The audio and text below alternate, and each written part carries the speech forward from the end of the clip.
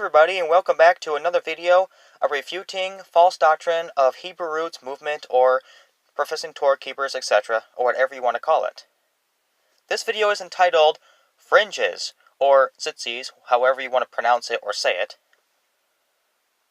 Many claim that they must be worn by a commandment of Torah.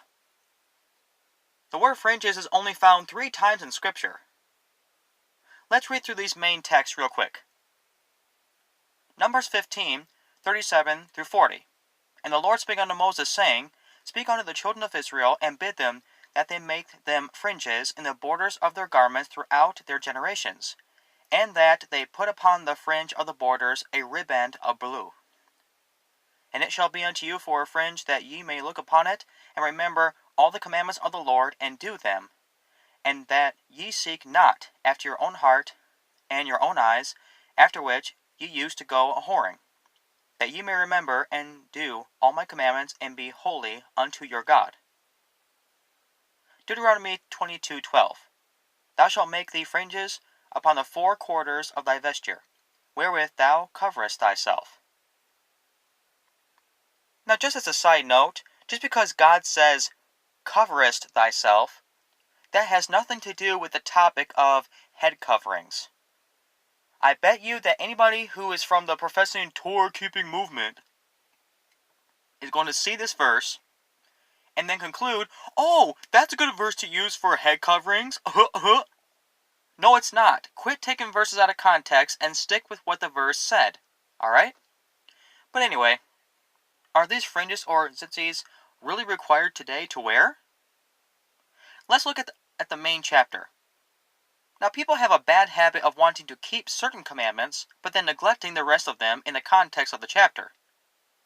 Once again, let's go through first Numbers 15, 1 through 2. And the Lord spake unto Moses, saying, Speak unto the children of Israel, and say unto them, When ye be come into the land of your habitations, which I give unto you. You see, the context is God speaking to the children of Israel. People immediately want to say, see? It says the children of Israel, so since we are the children of God, then fringes still apply. Wrong. On 2 counts. First of all, we are not the children of Israel, we are the children of God. Secondly, we are grafted into Israel, both Jews and Gentiles, into one body of the olive tree, Romans 11. That will be another video to go through those chapters at a different time. That makes us the biblical true Israel. Also, wait a minute. Let me ask you this. Are you keeping the rest of the laws in this chapter? Verses 2 through 14 and 17 through 37. Are you doing sacrifices and offerings by animals and fire unto the Lord? Remember, Torah keepers claim one law for Jew and Gentile. Don't forget that, verses 15 and 16. Let's read them. One ordinance shall be both for you of the congregation, and also for the stranger that sojourneth with you, an ordinance forever in your generations, as ye are, so shall the stranger be before the Lord. One law and one manner shall be for you, and for the stranger that sojourneth with you. So what's your excuse here, professing Torah keeper? Don't give me the lame statement in response of, well, we have no temple. Because there was no temple until the time of Solomon, you numbskull. Even Abraham offered sacrifices, and there was no tabernacle until the time of Moses. So don't give me any of that garbage, alright?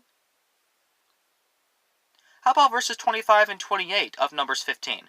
A priest is involved in these areas. And the priest shall make an atonement for all the congregation of the children of Israel, and it shall be forgiven them, for it is ignorance. And they shall bring their offering, a sacrifice made by fire unto the Lord, and their sin offering before the Lord for their ignorance. And the priest shall make an atonement for the soul that sinneth ignorantly, when he sinneth by ignorance before the Lord, to make an atonement for him, and it shall be forgiven him. But now in these verses, people want to be dogmatic about these so-called tzit-tzits, called fringes in the KJV perfected text. But they leave out the rest of the commandments. How irresponsible is that? And most of them probably aren't keeping this law correct either. In verse 38, God said, Speak unto the children of Israel, and bid them that they make them fringes in the borders of their garments throughout their generations, and that they put upon the fringe of the borders a riband of blue. Let's go through some different phrases in this verse. First, in the borders of their garments. It doesn't say on your belt, as you see in the picture here. A border is the end of something, like a gown, dress, coat, or even pants. But if you're not putting them on the borders of your garments, then you're violating this law. Hypocrite. Second phrase, and that they put upon the fringe of the borders a ribband of blue. I've seen people just have white and black in their fringes. Also other colors and excluding the blue. Is that what the text said? No. So if you're not putting upon the fringe of the borders a ribband of blue, then you're violating the law. Hypocrite. Verses 39 through 40. And it shall be unto you for a fringe, that ye may look upon it and remember all the commandments of the Lord and do them. All the commandments of the Lord, note that, and that ye seek not after your own heart and your own eyes, after which ye used to go a-whoring, that ye may remember and do all my commandments, and be holy unto your God. It says, remember all the commandments of the Lord and do them. Are you doing all of them? If not, then you're a Torah breaker, and not a Torah keeper. You're violating the law. Hypocrite. Quickly, how about Deuteronomy 22, 11 through 12?